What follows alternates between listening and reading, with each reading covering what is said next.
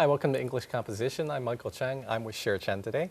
各位同学，大家好，欢迎回来英文作文课程。我是 Cher， 在我身边的是郑老师。And today we're working on Unit 8, and our topic is writing a narration essay. 好，今天为各位同学讲解的呢是第8个单元。这个单元的主题是要讲解怎么样去写好叙述文。All right, let's start by talking about some of the key points of today's lessons. When you're done with the lesson, you should know these following points. 好，我们首先呢，先为各位同学讲解一下今天在这一课之中会提到的一些重点。那当我们讲解完这一课之后呢，各位同学应该会了解以下的这些事项。One, a narration is an essay in which you tell about something that happened. 好，叙述文指的是一种在文章之中描述某件事情发展始末的文体。Narrations can be objective or subjective. 叙述文可以是客观的或是主观的。Three, an objective narration. In an objective narration, you want to tell the facts as clearly as possible. 在客观的叙述文当中，你会希望把事实描述得越清楚越好。Four, in the subjective narration, you're usually trying to make a point. 在主观的叙述文当中，你则会试着要表达自己的立场。Five, sometimes you can also write a narration just because you want to tell a good story. 有时候你可以只为了要讲一个精彩的故事而写一篇叙述文。Six, narrations can be enhanced if they have good descriptions. 叙述文可以透过增加详实的描述来增加文章的精彩程度。Now let's go over these points in more detail. Let's start by telling what a narration is. 好，我们现在呢逐一的来为同学做解释。首先呢，我们先从第一点，也就是什么叫做叙述文呢？来作为一个开始。A narration is an essay that describes the actions of an event. 好，叙述文呢，指的就是在文章之中描述某一个人或某一件事一连串的这个发展。In other words, you're telling a story about something that happened, and you usually will write about something that you were involved in or experienced yourself. 好，所以我们换句话来说呢，所谓的叙述文就是去描述一件事情的始末。那通常你会描述的事情呢，就会是一个经验或者是一个曾经发生过的事情。Also, narrations can be subjective or objective, just like descriptions can. 好，那叙述文呢，还有一点很重要，就是它跟描写文一样，它可以是主观的或者是客观的。And so if you're writing an objective narration, your goal is to tell the facts of the story as clearly as possible. And you're trying to just describe the events of the actions as clearly as possible, but you don't want to state your personal evaluation of the situation, and you try to avoid influencing the opinion of your readers. 好，所谓的客观性的叙述文呢，当然就是讲求讲的细节讲得越清楚越好，尽量不要涉及个人的意见或是个人的评断，并且避免去左右读者的看法。Now, objective narrations are common in newspapers where the reporter is just trying to tell the facts of what happened. And an objective narration will also be important if you're trying to describe a crime or an accident for a police report. 好，那在报纸上呢，我们经常看到的就是这一种类型的叙述文。记者呢，必须要尽量是就事论事的。那或者是在这种警方的报告案之中啊，或是描述一种意外事件的时候呢，叙述文的客观性就会非常的重要。Now, a subjective narration is a story that you tell in order to teach your reader something or to make a point. 好，那另外呢，我们现在来讲的是主观性的叙述文。那主观性的叙述文呢，指的就是作者借由一个自己的故事来表达自己，或者是来教导读者一些事理。Now, a narration is a good way to make a point because most people can understand a story better than they can remember a long lecture about why they should or should not do something. 好，当你想要发表某一些看法的时候呢，主观性的叙述文呢，就是一个很好的办法。因为读者呢，往往呢只能记住故事精彩的内容，胜过于一篇就是教他们做这做那的这种长篇大论。And so in your subjective narration, instead of just telling a series of facts, you can add some details to create either a positive or negative impression of the situation. 那也因此呢，当作者呢在写作这种主观性的叙述文的时候，应该避免只陈述一连串的事实，对于细节的部分也不应该放过，这样呢才能够让读者对于这故事的情境产生好或恶的一个感想。And so if you want a child to give up a bad habit, for example, you might tell a story about a friend who suffered from some terrible misfortune from this habit instead of just giving a long list of reasons why the habit is bad. 好，我们举例来讲哦，当你现在要说服你的小孩子或是你的朋友去戒掉一个坏习惯的时候呢，与其跟他大肆宣传说你这样做的话会有什么样的坏的后果哦，倒不如你就跟他讲一个实际上发生的案例，或是讲个故事，看看他如果不戒掉的话会发生什么样的事情，这样呢还来得更有效一点。 In this type of narration, you usually tell the story first and then explain your point at the very end. 好，那像这样子类型的这种主观叙述文呢，通常你会先把故事讲完，到了故事的结尾呢，你才把你的看法或是意见陈述出来。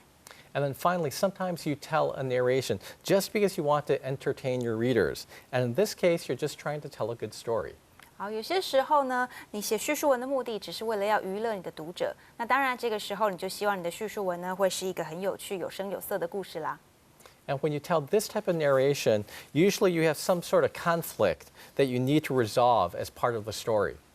好，那像这种状况下呢，作者往往会在故事的一开始安排一些冲突哦，那这个在故事之中呢去解决它。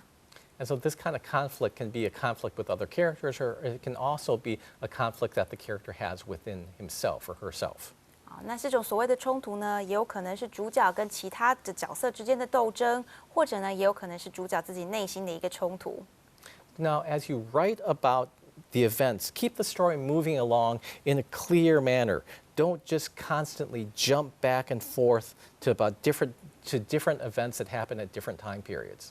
好，那在写作故事的时候呢，你的故事情节必须要是有条有理的哦，你要避免呢让这个剧情啊，好像在不同的时间点上跳来跳去哦，会搞混你的读者的。 Now, it's also important to have a clear setting for your narration so that your readers know when the story is taking place and where it's taking place.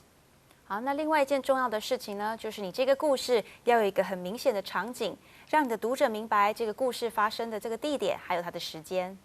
And also try to write about characters that your audience can sympathize with, because no one wants to read about somebody that they don't like. 好，那通常你在设计这故事的主角的时候呢，尽量去设计一个容易引起读者共鸣的主角，因为呢，没有人会喜欢看一个讨人厌的角色的故事。 And also consider adding dialogue to your narration to give your readers insight to your characters' personalities, or to let your readers feel that they're closer to the action that's occurring. 好，那最后呢，在故事之中哦，你也可以穿插一些角色之间的对话哦。那像这样的对话呢，可以凸显这个角色的性格，那也会让读者感觉比较有趣一点。 Now, all types of narration can be enhanced by vivid descriptions. 好，那所有生动活泼的这种描述呢，都可以帮助你的叙述文变得更加有趣。 But don't try to describe everything in detail. Just concentrate on the features that will be important to the point that you're trying to make in your narration. 哦，那但是各位同学要记得哦，虽然我们说这些生动的描述会让你的叙述更有趣，但是千万呢不要过度的描述一些细节，这样呢会影响到你的故事发展的主轴。 So in summary, when you write a narration, set the scene clearly. 好，我们现在呢来为各位同学做个总结哦。概括来说，写一篇故事类型的叙述文的时候，第一点，你应该要把场景交代清楚。 Make sure your readers know when and where the story is taking place. 你要确保你的读者能够了解故事发生的时间跟地点。 Write about characters that your audience will like or can relate to. 好，第二点呢，故事的角色要能够讨观众喜爱，或是引起观众的共鸣。 If you're trying to make a point with your narration, decide if it's better to wait until the end of the essay to tell the point. 好，假设你的故事呢是具有某一种目的地的，那你必须要思考一下，是不是等故事完结之后才将道理点出比较妥当。 Next, don't describe everything in detail, just describe the key or important information. 不用过分详细的去讲述每件事的细节，只有与故事重点相关的部分需要详细的描述。 And then finally, keep your narration moving in a clear order. Don't jump back and forth in time from the past and present. 好，最后呢，请记得要把你的叙述保持在一条清楚的理路上，不要从过去的时空突然跳到现在。 All right, let's take a break now. We'll be back with more English composition momentarily. 好，我们现在先休息一下，待会回来我们再为各位同学继续讲解。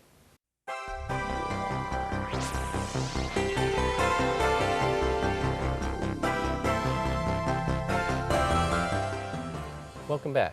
So far, we've learned about what are some of the differences between an objective and subjective narration essay. 好，欢迎各位同学回来。到目前为止呢，我们已经跟各位同学讲解了主观跟客观描述文的差异性。Now let's take some time to read an actual narration essay. This is going to be a subjective narration essay that we see in the writing model. 好，那我们现在呢，要让各位同学看一个写作范例哦。那这个写作范例呢，可以先让各位同学知道，它是一个主观叙述的角度来写作的。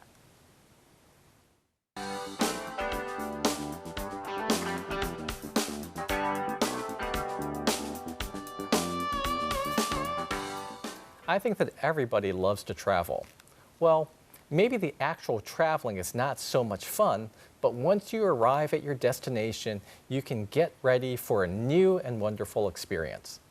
我想每个人都喜欢旅行，也许旅行实际上没那么好玩，但是当你到达目的地的时候，你就能准备迎接一个崭新的精彩体验了。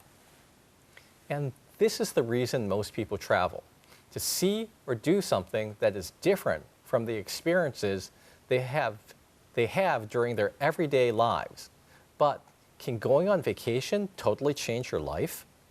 大多数人去旅行的原因是为了去看或者是去做一些不同于日常生活经验的事物。但是度假真的能够完全改变你的生活吗？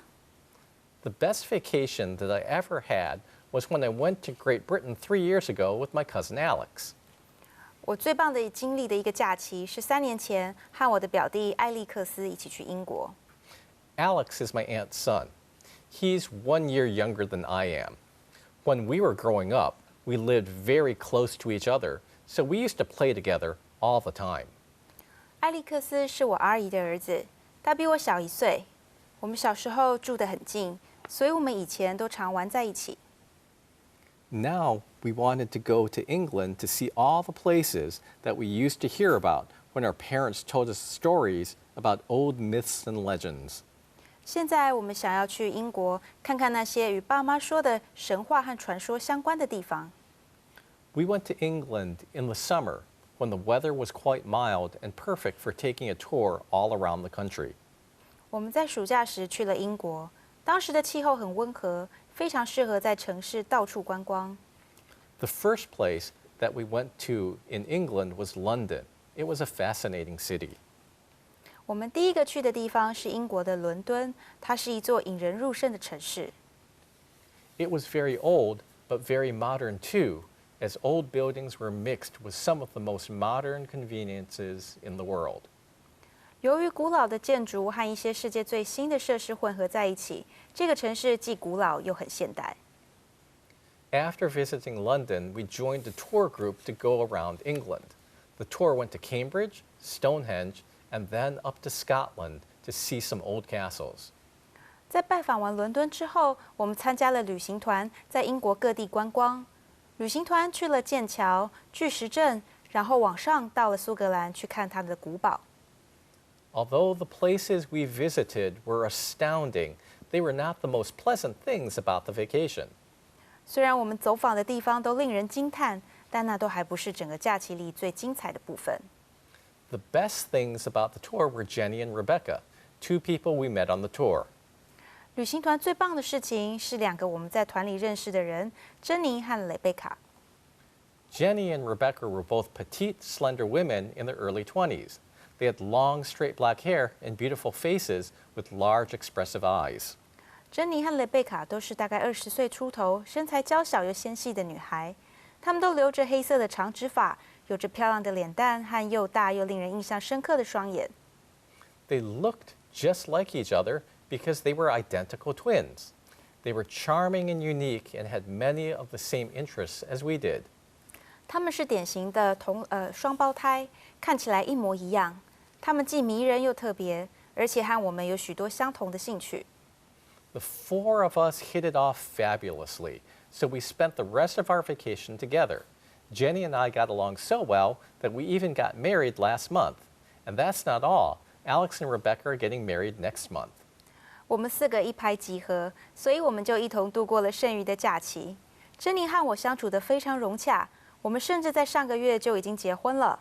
除此之外，艾利克斯跟蕾贝卡在下个月也要结婚了。My trip to Great Britain was the best vacation of my life, and I'm sure that I will never forget it. 我到英国之旅是这辈子最棒的假期，我肯定不会忘记。I got to see some of the places that I have wanted to visit my whole life, like Stonehenge and the Tower of London. 我走访了那些我一直很想去的地方，像是巨石阵跟伦敦塔。But more importantly, I met the person that I want to spend the rest of my life with. 但最重要的是，我遇见了那一位让我想共度余生的人。Right, so now let's go on and take a look at the writing analysis exercise that you'll find on page 115 of your textbook. 好，那接下来呢，请各位同学看到课本第115页这里哦，它这里呢有一个范文剖析的部分，我们要带各位同学来稍微分析一下这篇短文。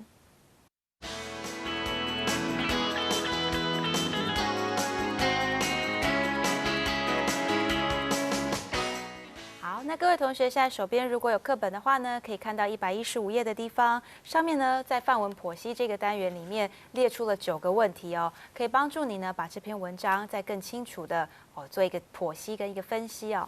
那最简单的呢，我们先大概了解一下，这是一篇这个主观性的叙述文哦，是没有问题的哦，是从这个读者这个写作者的角度呢，去描述他到英国的一段旅程。那他呢也试着去表达出说，其实去英国玩啊，虽然是他人生最棒的一段旅程，但并不是单单只是因为那里很好玩，而是因为呢他在那里发生了一件影响他人生重大的事情。哦，那他也借由这样子的方式呢，去陈述出来说，有一个非常特别的一个经验，那为什么他要去写作这样的一篇文章？哦，那他在这个段落呢，他在一开始的时候提出了一个问题，说，真的是度假可以改变你的生活吗？哦，那他也借着后面的故事呢，去告诉你说，的确是可以的。哦，那他把这个背景呢设定在英国，告诉你说，在过程之中发生哪些事情，让他的人生有了改变。好，那在这个写作剖析的部分呢，有一个题目问到说，那这篇文章是不是可以让你与主角的心境相连？哦，那这个问题呢是在这个写作剖析的第6题。Do you feel like you can relate to the main character？好，那这个部分为什么要问这样的问题哦？因为我们刚刚曾经提到过说，当你写作故事的时候，你希望这个故事本身呢，是一个让人喜欢的主角，能够引起共鸣的主角，而不是一个单纯讨人厌都不想再看下去的一个描述。好，那这个问题呢，我就觉得我很有一个值得跟大家分析的分享的一个经验了。哦，那因为我自己呢也曾经到这个英国去哦，那上个学期的时候呢，老师啊也有提到说，到 share 到英国去玩了。哦，那我在英国的时候呢，也发生了一些事情，一些游历的一些地点呢，其实跟在这篇文章中描述很相似哦。比如说，我们可以先看一个图片，是很有趣的。这是我在这个英国的这个国家的美术馆前面哦。那当然，美术馆嘛，就是大家所知道的 National Gallery， 里面有很多美术艺术品。但是我在这美术馆前面却刚好看到了一群这个 cowboy 哦，他们在做一个在鼓励牛仔音乐的一个活动哦，那我就看到一群 cowboy 穿着这个 cowboy 的这些衣服哦，像是帽子啊、靴子啊，拿着皮鞭啊，然后在那里跳一些这个牛仔的舞哦。那我觉得这个经验让我印象非常的深刻哦。你看到不只是这个英国的一些英国的国家美术馆哦，你还看到了美国的牛仔哦，那这算是一个文化的融合哦，让我觉得很特别。好，那另外一个到英国的时候让我印象深刻的呢，则是我们常常在讲到的伦敦塔啊，还有伦敦铁桥。哦，那各位同学都听过伦敦铁桥的歌吧？我们常常在唱说伦敦铁桥垮下来哦，但是呢，到了英国才知道，真正垮下来的不是 London Bridge， 而是 Tower Bridge。哦，在垮下来的不是伦敦铁桥，而是这个所谓的塔桥。哦，那 Tower Bridge 是连接着 London Tower， 也就是在范文里面提到的伦敦塔。哦，那在这个这件事呢，让我还蛮惊讶的哦。原来我们从小就唱 London Bridge Falling Down， 其实不是哦，其实真正 Falling Down 的是这个 Tower Bridge。当有船只经过的时候呢，它会有这个升起以及降下的这个动作。好，那像这样的经验呢，也让我觉得旅程真的很有趣。那我在读这篇文章的时候呢，就能够跟这个写作者有非常强烈的共鸣了。好，那我们现在先休息一下，待会回来呢，郑老师会跟我们分享他的旅程，那会再告诉我们怎么样帮助你们去写作你们自己的这个短文。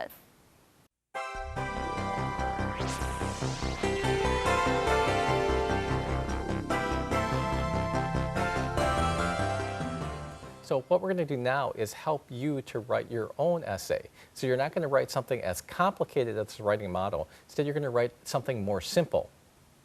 好，欢迎各位同学回来。现在呢，我们要花一点时间哦，来引导各位同学去写作你自己的一篇短文哦，那去描述你经历过的一段旅程或是一件事情。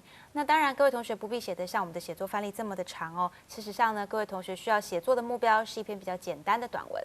So now let's take a look at our writing activity. 好，我们现在呢，先来看一下我们这个写作实习的部分。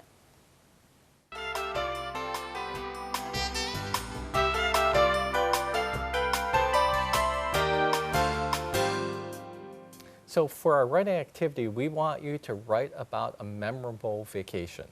好，那在这个单元里面的写作实习呢，我们希望各位同学去写作一段值得纪念的假期。And so this could be something that's a really wonderful and unforgettable experience. It could also be something that's negative, a terrible, a dreadful vacation that you had. 好，那各位同学我们说到让你一段印象深刻的假期，那它当然可以是一个非常棒、非常好，所以你都忘不了的一段很美好的假期。那也可能是一段惨不忍睹、太悲惨了，所以呢，你这辈子都忘不掉的假期。Right? In order to help you out in designing your own travel story, we're going to show you a simplified version of our original writing model. 好，为了要帮助各位同学呢去想象你所谓你自己的写作的这个短文应该长什么样子呢？现在呢，我们要让各位同学来看一个简化版的这个写作范例，来当做例子。All right, so let's take a look at our simplified version now. 好，我们先来看一下，现在在荧幕上的呢就是这个简化的版本。The best vacation that I ever had was when I went to England. I went to England 3 years ago with my cousin Alex. Alex is my aunt's son. 我曾有过最棒的一段假期，就是去英国游历的那一次了。我3年前和我的表弟艾利克斯一起去英国。艾利克斯是我阿姨的儿子。We went to England in the summer. The weather was mild. 我们是夏天去英国的，天气很温和。The first place that we went to was London. It was a fascinating city. 第一站我们去了伦敦，这是一个引人入胜的城市。The second place that we visited was Stonehenge. It was a beautiful and mysterious place. 第二站我们去了巨石阵，这是一个美丽且奇妙的地点。The most interesting person I met on the tour was Jenny. Jenny was a graduate student on vacation in England. She was a petite, slender woman in her early 20s with long, straight black hair and a beautiful face with large, expressive eyes. She was charming and unique and had many of the same interests as I did. 这趟旅程中，我遇到最有趣的人就是珍妮了。珍妮是个研究生，正在英国度假。她是个娇小苗条的女性，大约20岁出头，留着一头又长又直的黑发，有着漂亮的脸蛋和又大又令人印象深刻的双眼。她很有吸引力，而且很特别，和我有许多相似的兴趣。My trip to England was a wonderful vacation. I'm sure that I will never forget it. 我在英国的旅程是一段很棒的假期，我确信我永远都忘不了。And so you can see that in this paragraph, it starts with a topic sentence instead of an introductory paragraph. It also gives fewer details about the trip to England and has a simpler conclusion than we saw in the original writing model. 好，那各位同学可以发现这个所谓简化版的写作范例呢，它是以一个主题句作为开头，而不是所谓的开头引言段落。那在关于英国旅程的方面呢，它也提供了比较少的细节，而且呢，结论也相对的比较简单。All right, so now what we want you to do is to follow that model and to write your own essay about a vacation that you took. 好，那我们希望各位同学能够做到的呢，就是照着这样一个短文的一个架构去写出一个属于你自己的旅程的文章。And so what we're going to do is show you some sentences that you can use, and we're going to fill in some of the missing words to show you how you can write your own essay. 好，那我们现在要做的呢，就是呢把一些句子写出来。那会由郑老师先分享他自己的旅游经验，把这些资讯呢填入空格里面，然后呢创作出这样子一篇短文。All right, and so the first sentence we have says, "The best vacation that I ever had was when I went to Where did you go? India." 好，第一个句子呢可以填入的是这个地点那老师有提到说他去过最棒的一次假期呢，就是当他去印度的时候。All right. Next says, "I went to India." So when did you go? I went in 2007 or 7 years ago. Okay, and who did you go with? I went with my friend Beatrice. 好，那老师这边呢可以填进来的是时间跟人物哦。那老师去了印度的时候呢，是在2007年哦，而且是他的朋友，也就是 Beatrice 一起去。